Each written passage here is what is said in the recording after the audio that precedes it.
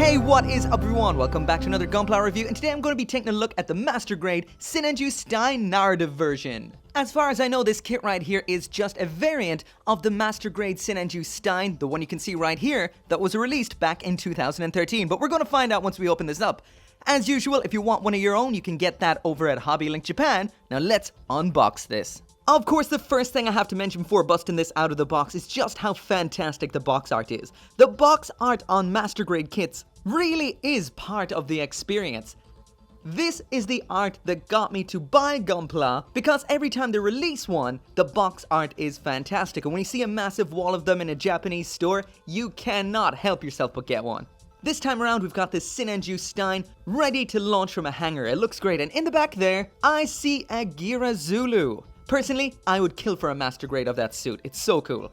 But anyway, onto the sides. Okay, so now moving on to the first side. So first off, I will mention that Bandai seems to have taken the price off the boxes. It used to be the last part of the barcode, not anymore, so I'll pop the price up right here, so you know how much it costs.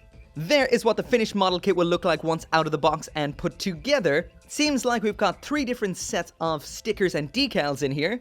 Got some information there on the legs and feet. So it does seem we've got a whole lot going on in the feet there. Again, I assume a lot of this is exactly the same as what we saw right here with the last variant. So does that bend? Seems to. Some info on the arm there, and it seems like a lot of what they're saying here is there's a lot of armor but good articulation. That was the case with the last one. The head there says, the form of the complex surfaces of the head have been intricately recreated. Once again, pretty much what we saw before, and again, definitely intricate and looking great.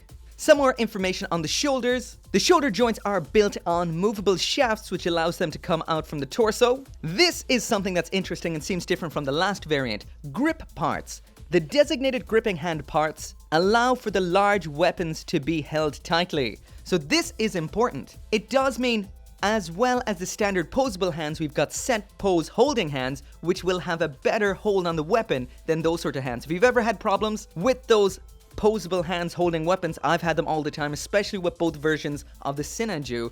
This is great to see right here. And then we have a rocking forward and back groin joint. Around to side number 2, and here we've got a front and rear image of what it will look like once it's finished. We've got some info here saying engraving, obviously for those sleeves style iconography that's everywhere. I know for a fact that this is not color separated, which really is a disappointment. It would have been nice to see some real grade style separation between the parts. This is a bit lazy. But it says here, the iconic engravings on the chest and arms have been recreated. Moving over here, we've got saber racks in the arms, so that does mean the beam sabers can be stored in those. And if it's like the last Sinanju, they can be used from those.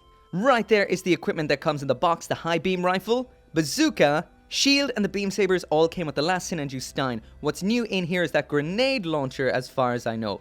I don't think that was in the last kit. Correct me if I'm wrong. And of course with the high beam rifle, and just like we saw with the high grade version, both the bazooka and the grenade launcher can be used with that. There is the rear view of the kit, looking awesome. And lastly down here is some more of the details. The working cockpit, the markings we get in the box, as well as those perfect grade style hands. And we have some information about the unit. And what that says right there is the Sinanju Stein, one of Neo Zeon's prototype mobile suits featured in the film Mobile Suit Gundam NT, is available in Master Grade form.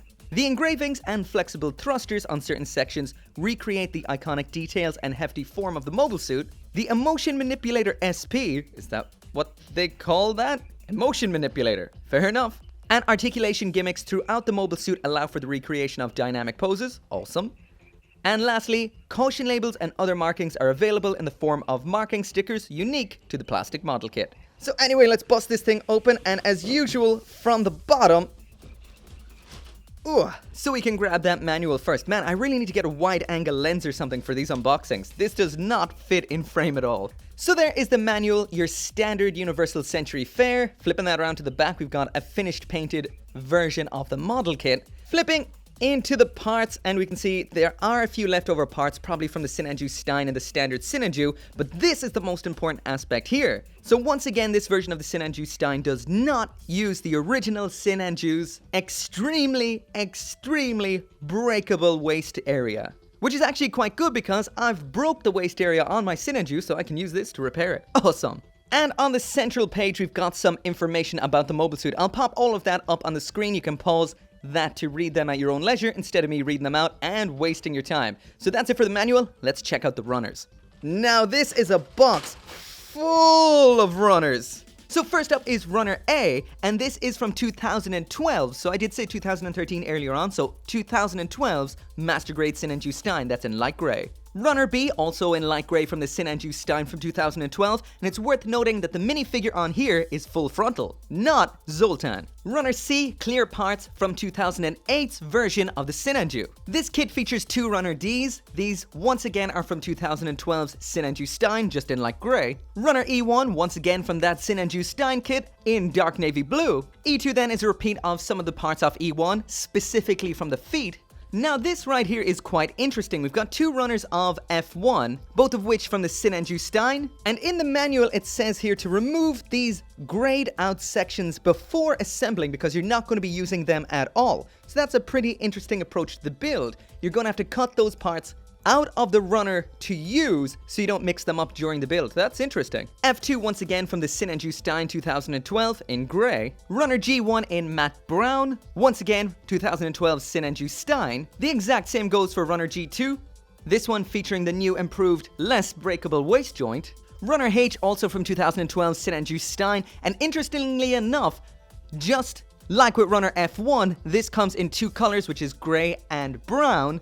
And once again, you're going to have to cut out the parts that you will be using during the build, just like it shows here. So we do get 2 each of these particular runners, so that means there's going to be quite a bit of leftover parts from these. Runner I featuring some parts of the high beam rifle, once again exactly the same from 2012 Sinanju Stein. Runner J in grey, this is from the original Master Grade Sinanju. Another Runner J in here, and this is a lot of the colored parts are in the thrusters, as well as those missiles up there. This looks a little redder on camera than it actually is. This is a very bluish red as opposed to a full-on red. Runner K in brown, this is from the original Sinanju, so this means this is the original breakable waist joint. Runner N, this is from the original Sinanju, in that matte brown once again. And of course we've got a lot of inner frame parts here. And this kit features 2 of this particular runner. Runner P1 and P2, for building the rocket bazooka. Runner I, the full-length fuel tanks from the original Sinanju, so not the short ones like the Stein. Here we got Runner L from the standard Sinanju with the small fuel tanks.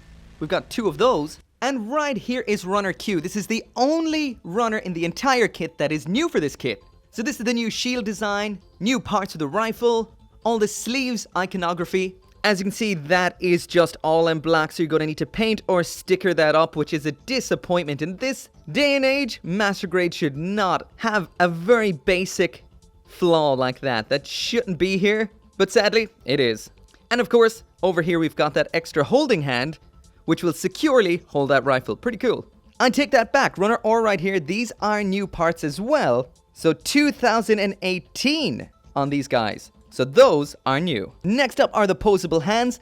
As far as I know, these are exactly the same as what we saw with the standard Sinanju Stein, and it says 2012 around there in the back, so I assume that they are. So as for the stickers in here, these are the decals, and these are particularly nice decals. They're very detailed. Wow.